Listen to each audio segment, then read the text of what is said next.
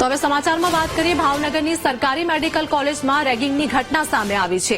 Senior ડોક્ટર્સે junior વિદ્યાર્થીઓનું અપહરણ કરીને માર માર્યો હતો। ઘટના અંગે વાત કરીએ કે 5 કલાક સુધી વિદ્યાર્થીઓનું શારીરિક અને માનસિક રીતે શોષણ કરવામાં આવ્યું હતું। 8 સિનિયર વિદ્યાર્થીઓ 2 જુનિયર વિદ્યાર્થીઓનું અપહરણ કરીને વિવિધ વિસ્તારમાં ફેરવ્યા હતા। જુનિયર વિદ્યાર્થીઓ પાસેથી 1 લાખ રૂપિયાની માંગણી પણ કરવામાં આવી હતી। માંગણી નહીં સંતોષાય તો વધુ માર મારવાની પણ ધમકી આપી હતી। બલભદ્રસિંહ ગોહિલ, મિલન, નરેન ચૌધરી, મનન પટેલ પર આરોપ લગાવવામાં આવ્યા છે। પિયુષ ચૌહાણ, અભિરાજ પરમાર સહિતના સિનિયર ડોક્ટર પર આક્ષેપ છે તો જુનિયર ડોક્ટરને હોસ્પિટલમાં દાખલ પણ કરવામાં આવ્યા છે। કોલેજના રીડિંગ રૂમમાંથી બહાર નીકળી અને મારા મિત્ર ડોક્ટરને મળવા જતો હતો ત્યારે કોલેજની બાજુમાં આવેલા સર્કલે મારા 13 બેચના એક સિનિયર ડોક્ટર બલભદ્રસિંહ ગોહિલે મને ઉભો રાખ્યો અને બળજબરીપૂર્વક એની ગાડીમાં બેસાડી અને મારા જે કલીગ ડોક્ટર બોલાવવા માટે કહ્યું અને એમણે મનાઈ કરી હતી કે કોણ બોલાવે છે અને શા માટે બોલાવે છે એને જાણ ના કરતો। આવ્યા બાદ એને પણ બળજબરીપૂર્વક ગાડીમાં બેસાડી અને તેનો ફોન જપ્ત કરી લીધો હતો। ત્યારબાદ તેણે ભાવનગરના વિવિધ રસ્તાઓને ફેરવી ગાડીની અંદર અને વ્હીલ ડ્રાઈવ એરિયામાં અવાવરૂ જગ્યાએ લઈ જઈને ગાડીમાંથી બહાર કાઢીને ટોટલ 8 અલગ અલગ લોકોએ અમારી સાથે મારપીટ કરી હતી અને એ લોકો સતત ગાંજાનું અને સિગરેટનું સેવન કરતા હતા અને અમને પણ કરવા માટે ફોર્સ કરતા હતા।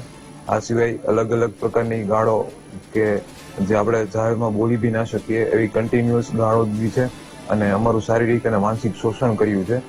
આ ઉપરાંત બી 10:30 થી કન્ટિન્યુઅસ 3 થી 4 કલાક સુધી માર્યા પછી પણ મેડિકલ કોલેજની હોસ્ટેલ ન્યૂ બોયઝ હોસ્ટેલ જે કાળુભા રોડ ઉપર આવેલી છે ત્યાંના રૂમ નંબર 501 માં લઈ જઈ ખરાબ ગાળો દીધેલ અને હોસ્ટેલ પ્રિમાઇસીસમાં પણ ગાંજાનું સેવન કરીને અમને મારેલ છે। મારા મિત્રે મને ફોન કરીને બોલાવેલું કોલેજના પાસેના એક સર્કલમાં, ત્યાં આગળ અમારા એક senior doctor Balbhadrasinh Gohil already હાજર હતા। એમને અમને બંનેને ગાડીમાં બળપૂર્વક પૂર્યા અને પછી ત્યાંથી અમને 30-40 મિનિટ જેટલું ગાડીમાં ફેરવ્યા અને પછી એક સુમસાન જગ્યાએ લઈ ગયા હિલ ડ્રાઈવ ઇલાકામાં અને આ દરમિયાન અમને ગાડીમાં પણ ખૂબ જ માર્યા। અમને એ ગાંજો ફૂંકતા હોય અને પછી એમાં પણ અમને પણ કહે કે તમે પણ જોવો શીખો અને જો યાદ નહીં રહે તો પછી અમે તમને પણ ફૂંકાવશું અને તમને પણ બહુ મારશું। એ બધું પત્યું અને પછી જ્યારે જગ્યાએ પહોંચ્યા તો ત્યારે વારાફરતી વારા એ અને એમના બીજા જે પણ મિત્રો હતા એ બધા આવે અને અમને મારે। પછી ગાડીમાં અડધી કલાક પૂરી રાખ્યા બાદ અમને બહાર નીકાળ્યા અને પછી બહાર નીકાળીને પણ દિવાલના ટેકે ઉભો રાખી અને પછી બહુ માર્યા અને ના બોલી શકાય એવા શબ્દો બોલ્યા છે અને ના કહી શકાય એવા વસ્તુ કરાવડાવી છે અમારી પાસે અને પછી એમના બળપૂર્વક અમારા બધાના એવા વિડીયો બનાવ્યા। અમારા ફોન લઈ લીધેલા પહેલા જ અને એ ફોનમાંથી અમારી પર્સનલ જે પણ ચેટ કે એવું કંઈ હોય કે એ બધું એમ રેકોર્ડ ને એવું બધું કરેલું અને અમને બહુ જ વધારે મારેલા બધામાં।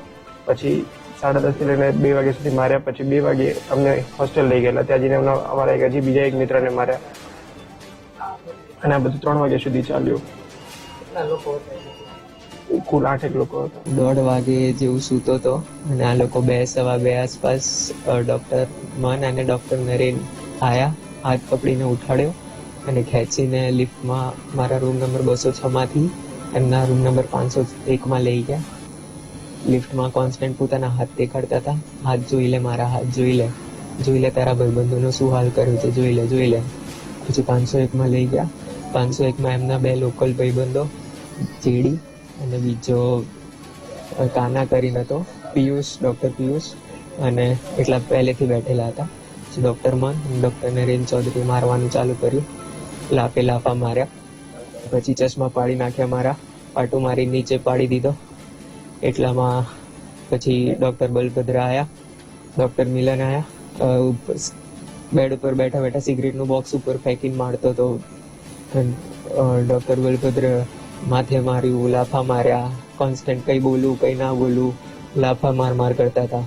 પણ આ ઘટનાની અંદર વિદ્યાર્થીઓનું અપહરણ થયેલું છે, એમના પર રેગિંગ થયેલું છે, એમના પર મારામારી થયેલી છે, એમના પાસેથી પૈસાની માંગણી પણ થયેલી છે અને આ જે સંપૂર્ણ ઘટના છે એ ઘટનાની અંદર જે આરોપીઓ છે અથવા તો એ મેડિકલ ફિલ્ડ સાથે જોડાયેલા જ લોકો છે કે તેના દ્વારા સંપૂર્ણ ઘટના દરમિયાન નશાકારક પદાર્થનું સેવન કરવામાં આવતું હતું, એ પણ ખૂબ જ નિંદનીય છે।